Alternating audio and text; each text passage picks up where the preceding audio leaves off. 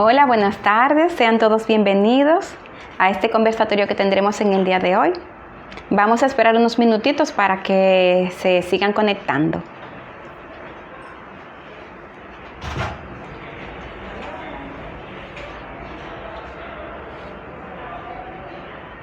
Pueden ir escribiéndonos sus preguntas, si tienen algo en específico que quieran saber, pueden escribirlo por el chat, que iremos contestando algunas preguntas.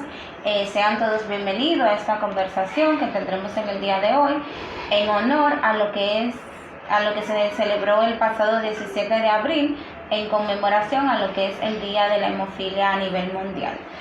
Siéntanse como en casa, pregúntenos cualquier duda, cualquier comentario, que será bien recibido. En breve empezaremos.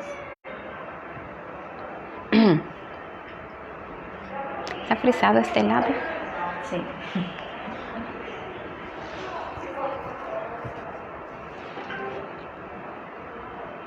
Alex. Este lado está frisado.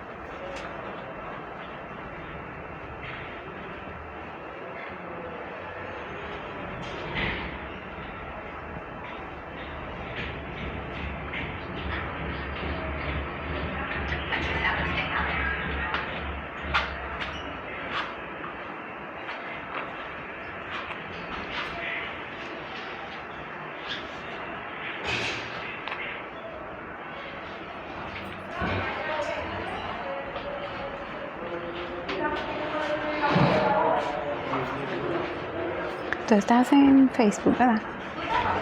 Estoy tratando de entrar por Instagram.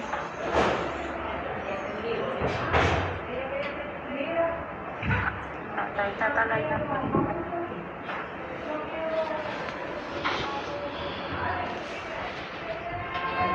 Sí, ya están en vivo los dos, sí. Esperamos unos minutitos más para que demos inicio. Vayan haciendo sus preguntas, sus comentarios, sugerencias, anímense. Vayan haciendo sus preguntas, sus comentarios, sugerencias, anímense.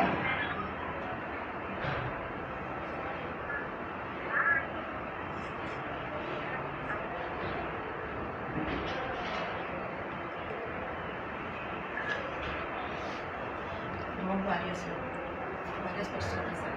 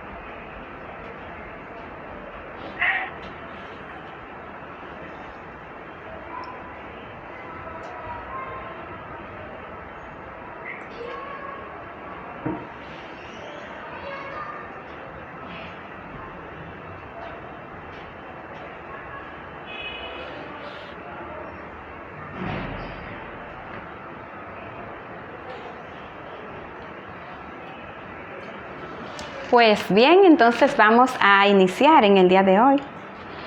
Como decíamos ahorita, damos la bienvenida muy cordial, felices de tenerlos aquí en este conversatorio que tendremos la doctora Miguelina Almanzar, hematóloga internista, una servidora, con la doctora Arimar Grullón, hematóloga. Este conversatorio surge en conmemoración al Día Mundial de la Hemofilia, que se celebró el 17 de abril. Debemos de iniciar diciendo qué es la hematología, pues muchas personas dirán, ¿y qué es eso? ¿En qué consiste esa especialidad? ¿Es dermatología? No, no es dermatología, es hematología. Hematología es una especialidad médica que se encarga del estudio, diagnóstico y tratamiento de las enfermedades de la sangre y de los órganos que se encargan de la producción de la sangre y que tienen que ver con el buen funcionamiento de coagulación y hemostasia. Entonces, como decíamos, la hemofilia se celebra el día 17 de abril y esto se hace en conmemoración a un joven canadiense que fue quien fundó la Federación Mundial de la Hemofilia y ese es el día de su nacimiento. Entonces, en conmemoración a él, pues ese es el día en que se celebra el Día Mundial de la Hemofilia. Entonces, ¿en qué consiste la hemofilia? Bueno, la hemofilia es una enfermedad genética donde tenemos un trastorno o disminución o falta de funcionamiento adecuado de uno de los factores de coagulación. ¿Y qué son los factores de coagulación? Bueno, estas son proteínas que se encuentran en la sangre que se encargan de crear el equilibrio y evitar o que sangremos mucho o que coagulemos demasiado. La coagulación no es más que un fenómeno biológico donde la sangre que está en un estado líquido pasa a un estado gelatinoso con la finalidad de crear el coágulo y poder reparar lo que es el daño que se da en el vaso sanguíneo. ¿De acuerdo? Entonces, la hemofilia es una enfermedad hereditaria. Hereditaria quiere decir que viene de sus progenitores y es asociada al cromosoma X. ¿Qué significa eso? Bueno, las mujeres poseemos 2 cromosomas X. El hombre posee un cromosoma X, un cromosoma Y. Generalmente el daño genético está en un cromosoma X. Quiere decir que si yo tengo un cromosoma alterado, tengo el otro adecuado, entonces yo soy portadora de la enfermedad. Pero el hombre que tiene un X y un Y, si mi hijo tiene ese cromosoma X alterado de mí, entonces le expresa la enfermedad. ¿Qué quiere decir eso? Que yo soy portadora y mi hijo entonces pues tiene la enfermedad y la expresa. ¿Y qué significa eso? Bueno, que hay un déficit de factor 8, que es hemofilia A, o de factor 9, que es hemofilia B. La hemofilia A es la más frecuente y su incidencia es de 1 habitante por cada 10.000 habitantes. La hemofilia B es mucho menos frecuente y se ve que es de 1 en cada 20 o 30.000 habitantes. Por esta baja incidencia que tiene, pues se dice que es una patología rara, que muchas personas nunca la han escuchado o ni siquiera saben que existe. Sin embargo, en nuestras comunidades muy cerca de nosotros pues tenemos pacientes que la padecen. Aquí en la región de Cibao tenemos aproximadamente 100 hemofílicos diagnosticados y en seguimiento, y en todo el país tenemos aproximadamente 475 hemofílicos, pero todo esto es como una submedición. ¿Por qué? Porque esto representa aproximadamente un 25% de lo que realmente es el diagnóstico en nuestra población.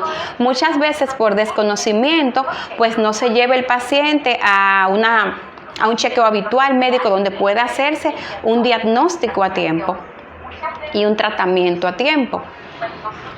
Para seguir abundando en lo que es la hemofilia, es muy importante conocer el tratamiento, porque ya que conocemos qué es la enfermedad, necesitamos saber los cuidados especiales que deben tener tanto los pacientes como los familiares. El tratamiento debe ser un multidisciplinario. Esto quiere decir que debemos contar con un apoyo psicosocial, de terapia, también debe tener el apoyo de lo que es el especialista en ortopedia para cuidar lo que son las articulaciones, el músculo. También debe haber una integración del hematólogo, del personal de enfermería. ¿Y en qué consiste el tratamiento de esta enfermedad? El tratamiento consiste en reponer, como explicaba la doctora, los factores de la coagulación que están deficientes. Esto lo vamos a reponer dependiendo del tipo de sangrado que presente el paciente, porque la enfermedad puede ser leve, grave o moderada. Hay que valorar el tipo de sangrado, la gravedad del sangrado, para poder calcularle el factor que hay que reponerle al paciente.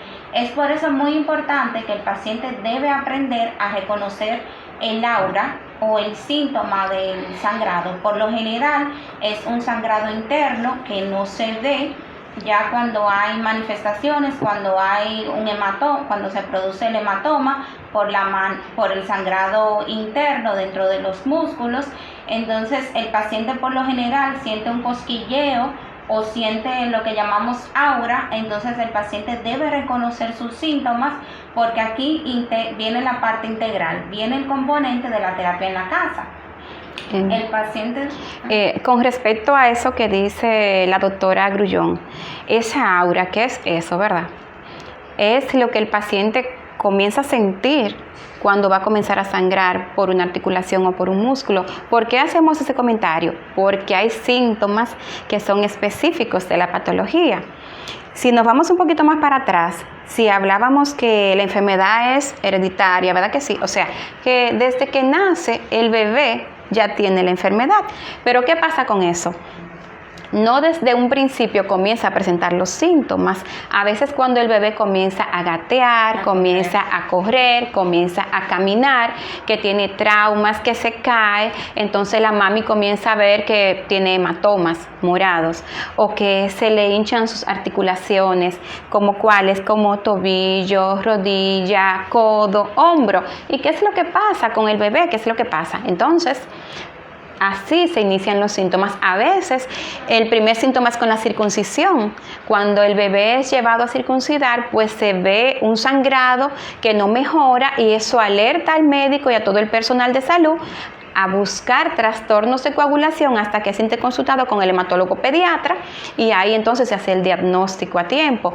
Otras veces, si son mujeres que decíamos que son portadoras, pero pueden presentar sintomatología en varias ocasiones, son menstruaciones muy abundantes o son hematomas que salen muy frecuentemente sin ninguna causa aparente y sin ningún trauma. Entonces todo eso va llamando la atención.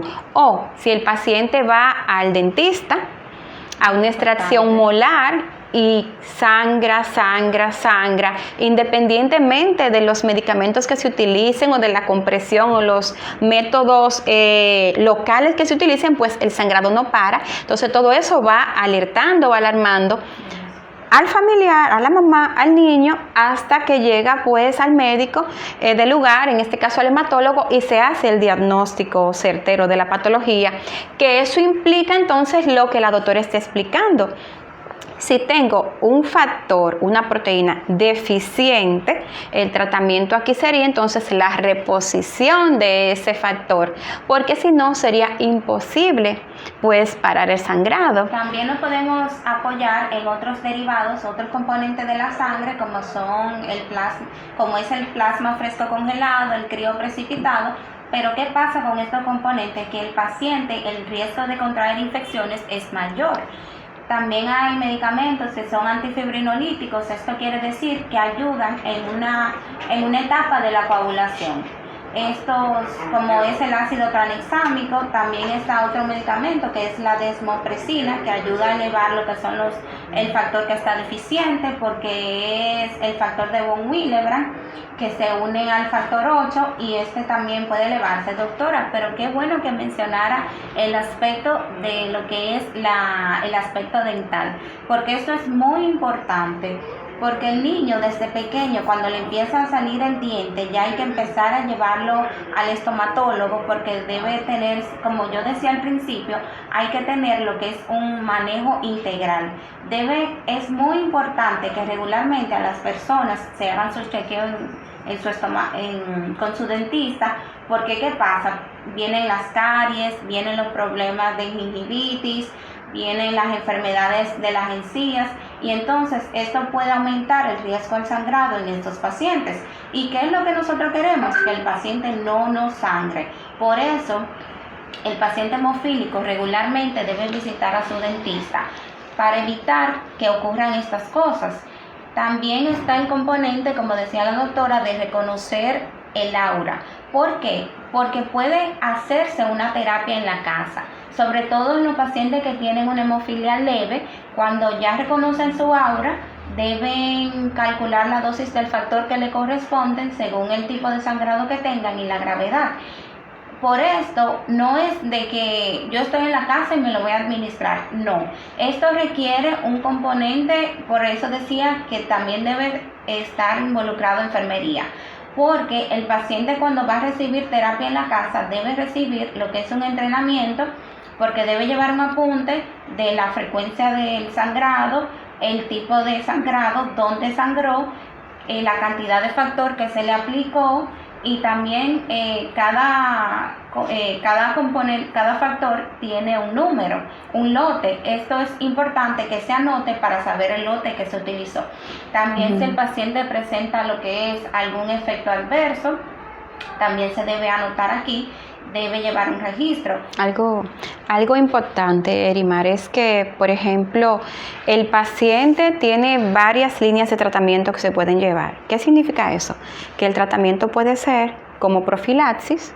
Profilaxis es que de manera consecutiva, cada cierto tiempo en la semana, se le administra el factor deficiente para evitar el sangrado y el paciente pueda tener calidad de vida y hacer sus actividades normales. Eso es lo ideal, eso es lo idóneo cuando tenemos los recursos disponibles.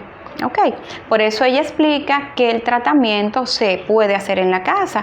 ¿Por qué? Porque este niño desde pequeñito tiene una madre que ya está muy orientada por el personal de salud, que sabe los síntomas que va a presentar su niño, que tiene los factores disponibles en su hogar y está preparada para la administración. O sea que es una patología que desde pequeño hace que las madres pues nos pongamos la pila, ¿verdad que sí? Y saquemos todo eso que llevamos dentro para proteger nuestra criaturita y que tenga la mejor vida posible, sabiendo que es un niño que va a tener ciertos cuidados en ciertos deportes por los traumas que puede tener. Entonces, el otro tipo de tratamiento es a demanda. ¿En qué consiste este tratamiento? Bueno, que se administra el factor en base a un cálculo que se hace dependiendo de la lesión que presenta en ese momento, qué articulación está sangrando, qué área del cuerpo está sangrando. Cada uno de esos lleva un cálculo específico para administrar el medicamento, el factor deficiente, y que sea una terapia óptima. Entonces a eso se refiere que los cuidados en la casa. Como pilares del tratamiento, también nosotros debemos tener el paciente inmunizado, que tenga sus vacunas al día. El paciente, porque tenga un trastorno de la coagulación, esto no quiere decir que no se pueda vacunar. Lo que se evitan son las vacunas, en la administración, las vacunas que sean intramuscular, pero las vacunas que sean subcutáneas sí se pueden administrar. También está el paciente, procuramos que tenga actividad física, que no realice ejercicios de contacto como es el fútbol, la pelota, el kickboxing, el boxeo, ese tipo de ejercicios, porque hay mucho contacto y el paciente puede recibir un golpe y de ahí vienen los hematomas. Entonces eso se le llama también pues ejercicios de alto impacto. Entonces recomendamos siempre que sean ejercicios de bajo impacto. Y ustedes dirán, ¿y qué va a hacer entonces ese joven, ese niño? Pues caminatas, natación, ping-pong de mesa, golf, que no tiene realmente una demanda importante en uso de fuerza, o que tiene un contacto físico continuo que puede hacer que la articulación pues comience a sangrar. Y entonces ahí tenemos los problemas recurrentes de la disminución de la hemoglobina y de riesgo hasta para la vida.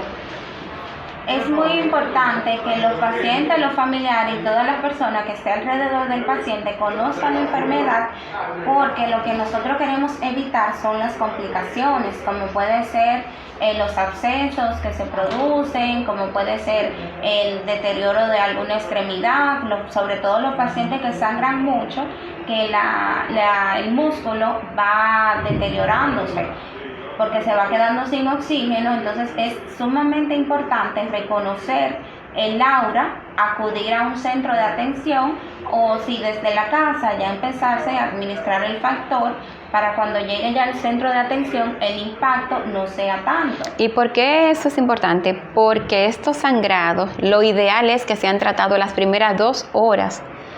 Inmediatamente inicie, o sea, no que comencé con aura hoy o tengo inflamación en la articulación, calor, dolor y edema y tardo 2 días, 3 días, no, porque mientras más se tarda, menos efectivo será el tratamiento y más daño articular irreversible tendremos.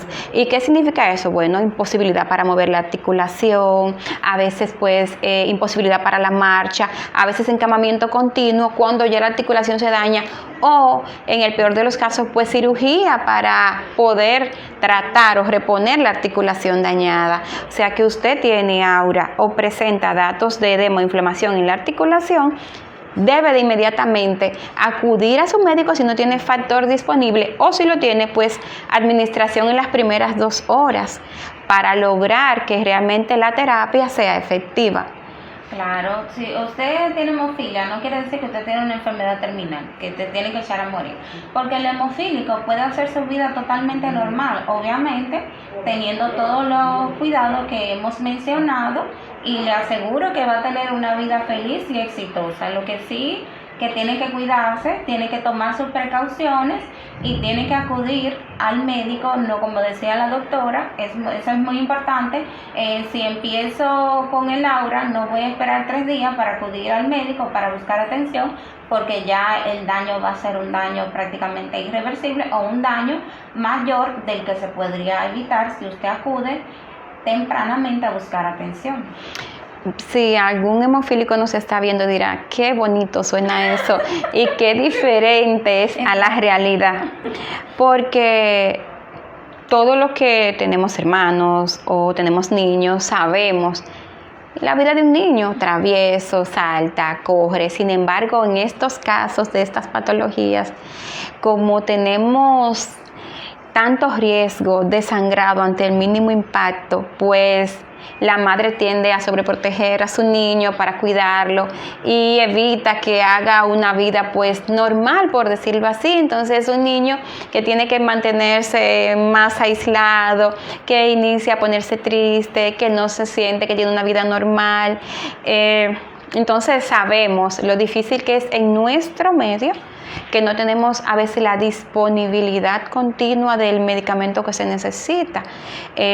Se hace todo lo posible. Por ejemplo, en el hospital pediátrico sabemos que hay un equipo ahí excelente trabajando con los niños y haciendo siempre pues todo lo mejor que puede, dando su 100%.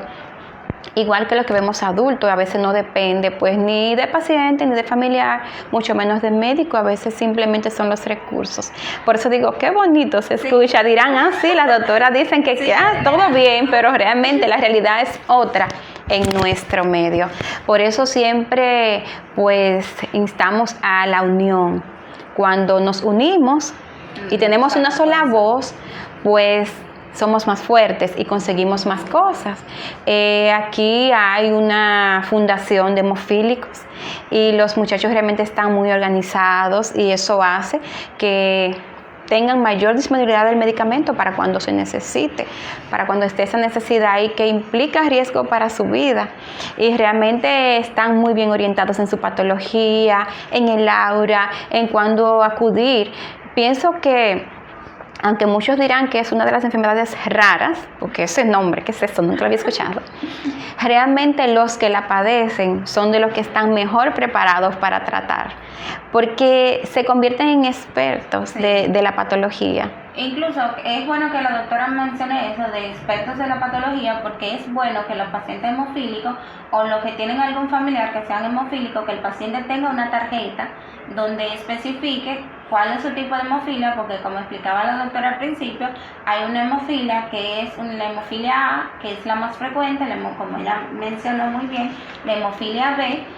Y entonces es importante saber cuál de las dos, porque tal vez usted llegue buscando atención en un sitio que no lo conozcan y que es una emergencia, sí. Pero es importante saber cuál es su tipo de hemofilia, la gravedad y si tiene y se ha desarrollado inhibidores, que es una de las complicaciones del tratamiento. Entonces se recomienda o que preparen brazaletes con la patología, el tipo de hemofilia, como dice la doctora, el tratamiento y el nombre de su médico. O una placa, que si hay cualquier eventualidad, pues llegan a un centro de salud que no lo conocen, pues puedan ver, ¿verdad?, es su patología de base. Cualquier identificación que pueda ayudar a salvarle la vida, recuerden eso. Entonces ustedes dirán, pues a mí no me interesa esa enfermedad, porque si es hereditaria y yo no la tengo, no me interesa. Entonces ojo con eso. Es hereditaria, sin embargo, hay un porcentaje que es adquirida. O sea, que yo puedo ser sana y adquirir la patología.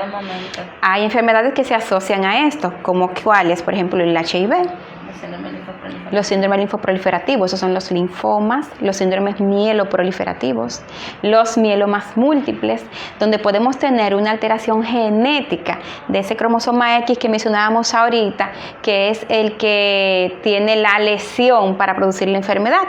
O sea que si usted es adulto, pero comienza a ver que tiene dolores articulares, hematomas frecuentes, eso se llama equimosis, los morados, ¿verdad?, sin tener trauma, que su patrón menstrual ha cambiado y se ha prolongado más de la cuenta, o fue al estomatólogo, al dentista y les trajeron una pieza y su sangrado es imparable, debe de chequearse. Y lo interesante en cuanto a la hemofilia adquirida, que es menos frecuente, pero es más letal. Es más letal. Porque la hemofilia A y B, todo el mundo ha escuchado de la hemofilia, pero la hemofilia adquirida, al ser menos frecuente, se piensa menos en el diagnóstico. Entonces el paciente te llega con, como decía la doctora, con un moretón espontáneo que salió sin ningún trauma, sin ningún golpe, y que va progresando y que va aumentando. Entonces puede comprometer la vida del paciente porque es un sangrado interno que no estamos viendo. Y al ser esta patología tan rara, llegar al diagnóstico muchas veces no es tan fácil porque se asocia a otras patologías, como mencionaba la doctora. También muchas enfermedades del sistema reumático, inmunológico, te pueden dar una hemofilia adquirida.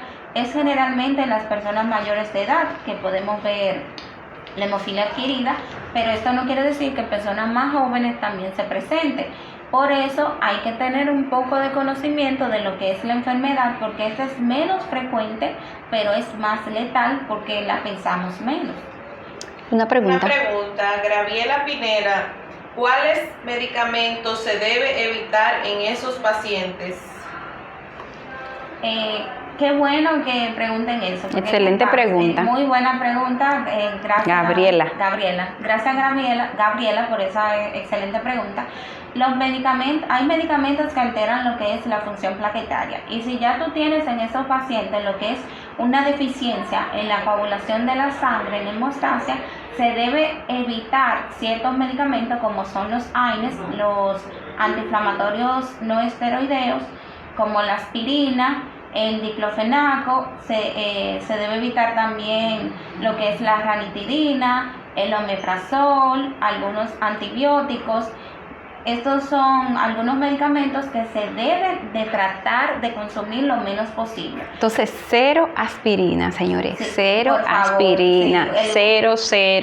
Cero té de aspirina, con aspirina. No. Ahora, ¿qué sí podemos utilizar? ¿Verdad que sí? Porque si no puedo utilizar nada de eso, que son los frecuentes, que sí puedo utilizar. Lo recomendable inicialmente es el paracetamol, acetaminofén, que lo tenemos pues a mano en todos los hogares prácticamente. Ya hay otros tipos de analgésicos antiinflamatorios que se pueden recomendar, como por ejemplo el Celecosip, el Tramadol, pero ya son medicamentos que es el personal de salud que debe recomendarlo. Lo inicial y lo más frecuente que pueden utilizar en la casa pues es el paracetamol, es lo que se recomienda, y no altas dosis. Recuerden, si comenzó a presentar dolor articular, datos de edema o hematomas, debe de acudir inmediatamente al centro de salud. Recuerdan que dijimos, las primeras 2 horas son las más importantes para remitir adecuadamente ese sangrado y cuidar la articulación. Ahorita mencionábamos que me quedé, ahorita no entendieron, lo de los inhibidores. Sí. ¿Y qué es eso, inhibidores? Porque si me están poniendo mi factor, pero entonces no me hace efecto, ¿ahora qué yo voy a hacer? ¿Qué pasa con mi vida? ¿Qué pasa con el sangrado que tengo? Entonces, los inhibidores que la doctora mencionaba hace ratito son autoanticuerpos, o sea, mi propio cuerpo los produce contra el factor que me están administrando. Quiere decir que ya cuando me lo administren, no va a hacer ningún efecto. Problemas. Sin embargo, hay otros, gracias a Dios, hay otros medicamentos que están disponibles para este tipo de paciente. Lo primero es que medimos los inhibidores para ver si son de baja respuesta o de alta respuesta, y ya se inicia pues la inmunotolerancia, que son con fármacos específicos o con agentes bypassianos, ¿verdad que sí? Que son los recomendados en este tipo de patologías. O sea que siempre vamos a tener opciones. Claro. Y ahí vamos a lo importante de que cada paciente se lleve la terapia en la casa o cuando acude al centro a administrarse el factor, que lo anote. ¿Por qué?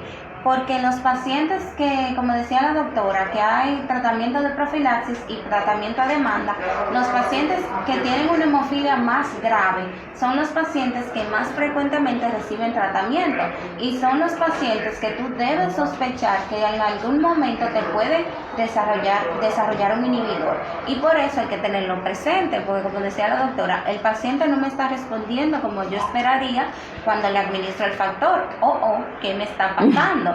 Si el paciente, problemas en el camino. Si el paciente, yo le pregunto, ¿cuántas crisis tú haces? ¿Con qué frecuencia? Entonces ahí ya yo debo ir pensando, y como dice la doctora, hacerle los estudios para determinar si el paciente tiene inhibidores. Porque recuerden que estos pacientes vienen desde pequeños poniéndose medicamentos. Eso es lo que va haciendo que cree los autoanticuerpos. O sea, no es una patología que se comenzó a tratar ayer, es que viene desde bebecito usando un medicamento y ya su cuerpo pues crea anticuerpos contra ese mismo medicamento. ¿Otra pregunta? Sí, Odelet Salomón, saludos, estoy muy contento por participar. ¿Cuáles son los síntomas de la hemofilia? Sí, ahorita, gracias Odelet Salomón por tu pregunta. Mencionábamos ahorita que es una enfermedad hereditaria, ¿verdad que sí? O sea, que desde que nace el bebé viene con esa patología. No necesariamente los primeros meses puede presentar síntomas, aunque a veces hasta en el cuando viene por el canal de parto, o según la fuerza que se hace para sacar de la cesárea, puede presentar ya datos de hematomas o sangrado. Sin embargo, lo más común es que inicie cuando el bebé comienza a gatear, a correr, que comienza en las caídas, los traumas, los impactos. Entonces, ¿cuáles síntomas vamos a tener? Morados, esos son hematomas, o equimosis, que salen de manera espontánea, o sangradito cuando comienzan a salir los dientitos, o hematomas muy grandes a leves contacto en la cabecita, o en los tobillos, en las rodillas, en los codos, en los hombros. Son básicamente datos de sangrado, secos o húmedos. O sea, sublinguales, hematomitas o bolitas de sangre a nivel lingual.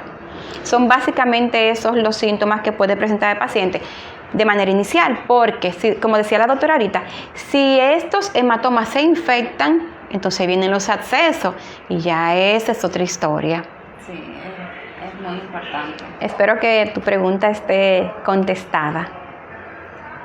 Más preguntas, comentarios, recomendaciones. ¿Preguntas? La Stephanie Carvajal, ¿las pacientes que padecen de la enfermedad pueden participar de actividades físicas y ejercicios de manera normal? Eso Stephanie Carvajal.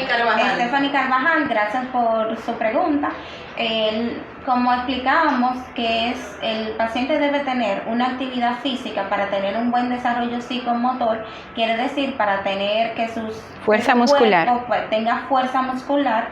El paciente no, como explicaba la doctora, no debe realizar ejercicios de impacto, que son ejercicios de contacto, como es el boxeo, como es el básquetbol, como es la pelota, fútbol. como es el fútbol, que deben ser ejercicios de baja intensidad, como es nadar, como es hacer bicicleta, el ciclismo, como es jugar ajedrez, que son ejercicios de bajo impacto. Ping-pong de mesa, que no golf, que son badminton, que son ejercicios que no requieren mucha intensidad y que el paciente está utilizando lo que son los músculos y las articulaciones. ¿Otras preguntas? El momento no. Pues bien, entonces, para los que se unieron tarde, estamos hablando de la hemofilia en honor a la celebración del Día de la Hemofilia, que fue el 17 de abril. Y mencionábamos que la hemofilia es una enfermedad hereditaria, donde vamos a tener un trastorno de la coagulación por deficiencia de unas proteínas de la sangre que se llaman factores de coagulación. En este caso, factor 8 para hemofilia A o factor 9 para hemofilia B. Enfermedades poco frecuentes. Pero a medida que se va sabiendo cada día más de la enfermedad, entonces se va diagnosticando más.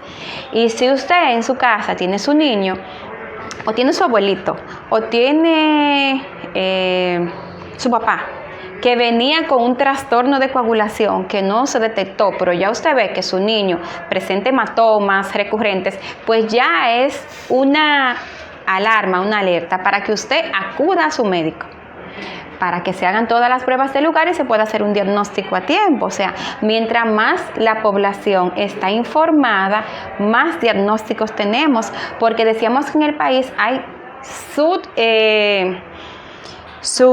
subregistros de la patología, 400 y algo en el país, pero eso no representa ni del 25% de la población que se considera que tiene la patología. ¿Dónde estarán esas hemofílicas? Me pregunto. No sé.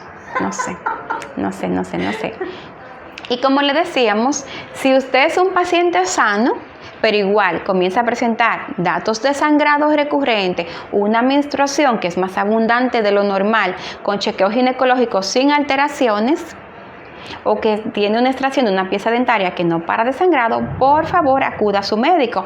Entonces, doctora, ¿qué pruebas me pueden hacer para diagnosticarme esa enfermedad? Comenzamos por lo básico, como siempre, un hemograma. En ese hemograma podríamos ver sus glóbulos blancos, su hemoglobina, su conteo de plaquetas. Cuando hay sangrado recurrente, la hemoglobina se espera que esté baja, entonces ya eso es un dato de alarma. Y para la coagulación, pruebas muy básicas que en todos los lados la hacen. Las pruebas de coagulación, el tiempo de protrombina se llama TP, generalmente no va a estar alterado, pero el tiempo de tromboplastina, que se llama TPT, tiempo de tromboplastina activado, entonces va a estar prolongado. Si tenemos un TPT prolongado, se enciende bombillo. Si usted es médico, personal de salud y encuentra esto, pero ya no sabe o dice, ya esto tiene que ver la hematología, entonces lo va a referir adecuadamente al hematólogo y ahí nosotros pues vamos a hacer pruebas especiales, factor 8, factor 9, factor 11. Vamos a comenzar a cuantificar estos factores buscando la causa de esos hematomas recurrentes, de ese sangrado que no paró, de esa gingivorragia que no mejoró. Entonces vamos a tener un diagnóstico certero. Sí, pero es importante lo del tiempo de Cowling o el TTP, que como decía la doctora, puede ser por un déficit de factor o por la presencia de un inhibidor, que puedo tener la hemofilia A o B, o puedo tener lo que es una hemofilia adquirida, o puedo tener otro tipo de inhibidores. Entonces por esto es importante pero ya esos son estudios más especializados, me debe llamar la atención, cuando tengo un tiempo prolongado, algo está pasando, debo empezar a investigar y se hace lo que es la corrección del tiempo.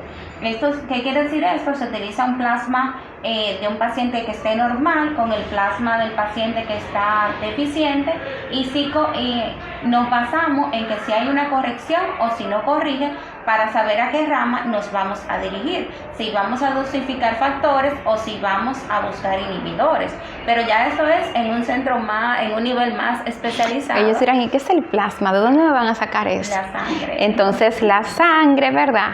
Pues tiene varios componentes, las células de la sangre, que son los glóbulos blancos, los glóbulos rojos, las plaquetas, y el plasma, que es el sobrenadante, la parte más líquida. Entonces la doctora se refiere que le van a extraer una muestra de sangre de su antebrazo, eso va a pasar a una centrífuga que da vuelta y que va a separar los elementos formes de la sangre de ese material líquido, y ahí entonces se van a medir pues esos factores que necesitamos para hacer el diagnóstico. Importante también hacer, que está entre las primeras pruebas que se debe de hacer, que es un extendido de lámina periférica. En el extendido nos puede aportar muchas cosas. Como decía la doctora, en el hemograma vemos la plaqueta. En el extendido también podemos valorar la plaqueta. Vemos el tamaño de las plaquetas, cómo están distribuidas, si están agrupadas, si tienen diferentes tamaños, si no tienen suficiente coloración, porque esto nos va orientando que tal vez no tiene una hemofilia, pero tiene otro trastorno de las plaquetas que debemos investigar. También la doctora nos mencionaba que podemos ver la hemoglobina. En el extendido de lámina periférica también vemos los glóbulos rojos, que es parte de la sangre.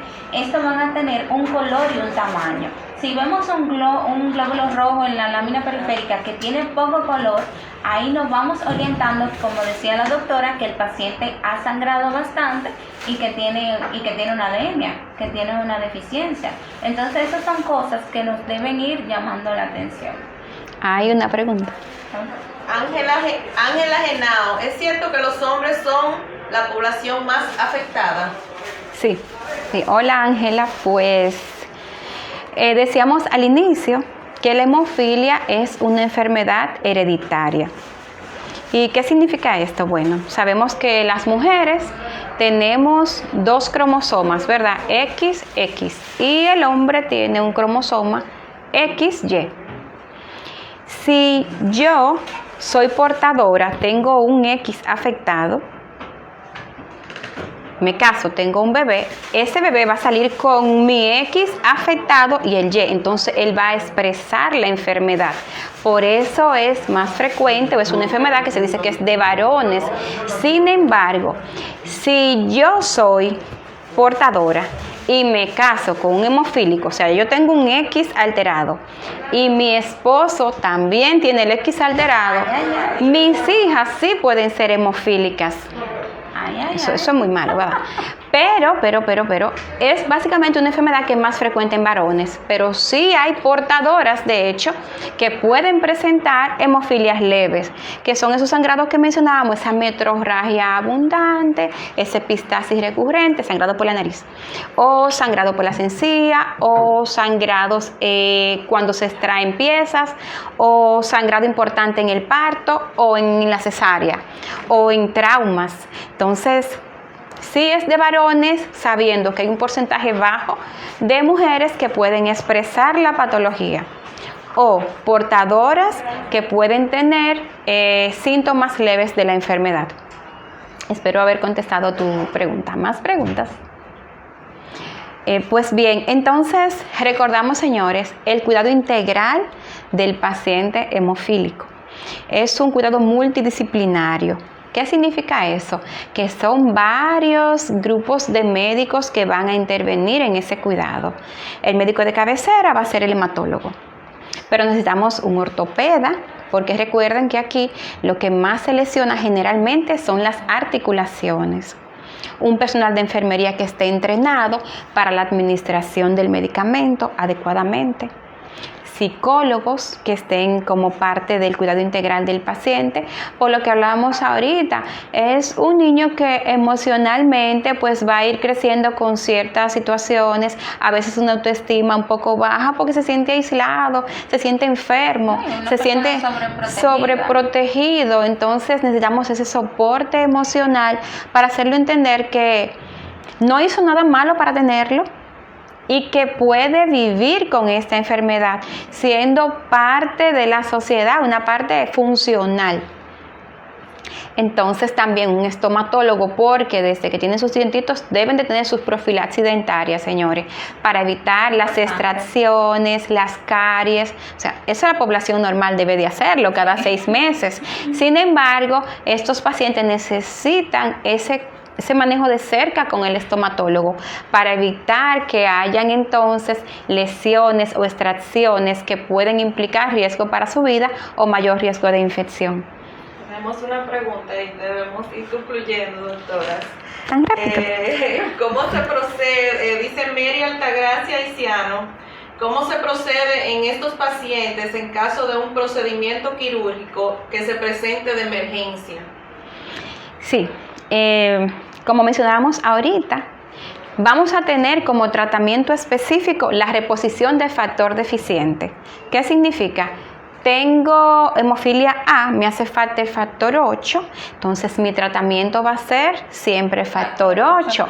Entonces, si tienes una cirugía que se presenta de emergencia, pero tú tienes un médico de cabecera, entonces tu médico lo que va a hacer es que en base a lo que tú presentas va a calcular lo que necesitas reponerte del factor para administrártelo inmediatamente antes de tú entrar a la cirugía, y luego, dependiendo de qué es lo que presentaste, va a ser administrado cada 8 horas, cada 12 horas, cada 24 horas, porque hay unas guías muy claras que dicen para tal tipo de lesión se inicia un cálculo, un 100% de reposición los primeros 72 horas y luego vas espaciando, o sea que siempre va a ser reposición de factor deficiente. También hay apoyo con otros medicamentos, como explicábamos al principio, lo que son los agentes antifibrinolíticos que nos van a ayudar en la coagulación, en el proceso de la coagulación. También la desmopresina, que esto va a hacer que aumente el nivel de los factores. También está lo que es el plasma fresco congelado, que tiene, como explicábamos, un componente de la sangre que tiene factores de la coagulación, y también está el crioprecipitado, que es otro componente de la sangre que me va a aportar parte de lo que está deficiente. Entonces hay muchos productos en los que uno se puede apoyar, pero por eso es importante recalcar del manejo integral. Sí, hay otros fármacos también, el ácido tranexámico, ya tenemos anticuerpos monoclonales que se ha visto que tienen una alta eficiencia, aunque no son para cuadros agudos. Entonces también tenemos para pacientes que tienen inhibidores, pues los agentes bypassianos y factor 7, ¿verdad que sí? O sea que hay un sinnúmero de medicamentos que podemos utilizar esperando que esté la disponibilidad en el momento que se necesita, que yo creo que eso es lo que hace la diferencia, ¿verdad que sí? Y la ciencia no para, porque ahora está ensayos experimentales con la terapia génica. Claro que sí, o sea que cada día se van pues descubriendo nuevos fármacos que mejoran la calidad y la cantidad de vida de estos pacientes con esta patología. Otra pregunta. Yo creo. Pues bien, ha sido realmente un honor, una alegría estar aquí en el día de hoy hablando de esta patología, esperando que haya sido constructiva e instructiva para todos, que les haya gustado. Muy feliz de estar aquí, realmente, Erimar, contigo. Me siento muy contenta y pues estamos a la orden para lo que necesiten. Muchas gracias por dedicarnos este espacio, este tiempo. Esperamos que les haya gustado, que hayan aprendido cualquier cosa. Nosotros, tanto la doctora Miguelina Almanzar como su servidora, la doctora Erimar Grullón, estamos a sus órdenes en el Instituto de Especialidades Médicas. La doctora también está en el HOMS, y en el Cabral. Y en el Cabral Ibáez, si requieren de algún soporte, de alguna ayuda, tienen alguna duda, estamos a su entera disposición, a sus órdenes. Gracias, de verdad, muchísimas gracias. Como dice la doctora, un placer haber compartido con ustedes y con la doctora. Muchas gracias. Nos vemos en una próxima. Bye.